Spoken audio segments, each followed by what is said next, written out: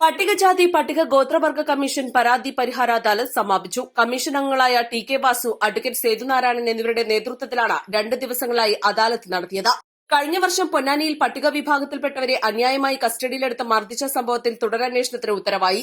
തിരൂർ ഡിവൈഎസ്പിയാണ് അന്വേഷണം നടത്തുക. സംഭവത്തിൽ 2 പോലീസുകാരെ നേരത്തെ സസ്പെൻഡ് ചെയ്തിരുന്നു. 122 പരാതികളാണ് അദാലത്തിൽ പരിഗണിച്ചത്. ഇതിൽ 99 എണ്ണം പരിഹരിച്ചു. 2 എണ്ണത്തിൽ സ്ഥലം സന്ദർശിച്ചതിനു ശേഷം തീരുമാനമെടുക്കും.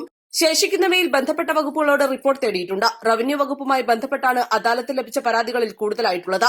36 പരാതികളാണ് റവന്യൂ വകുപ്പുമായി ബന്ധപ്പെട്ട് ലഭിച്ചത്.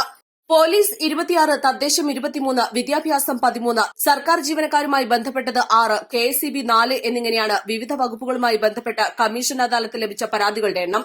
ഭിന്നശേഷിക്കാരനായ വ്യക്തിയുടെ വീട്ടിലേക്ക് വീൽചെയർ കൊണ്ടുപോകാൻ സാധിക്കുന്ന വഴി ആവശ്യപ്പെട്ട് നൽകിയ പരാതിയിൽ സ്ഥലമുടമ വഴി നൽകാൻ തീരുമാനിച്ചു.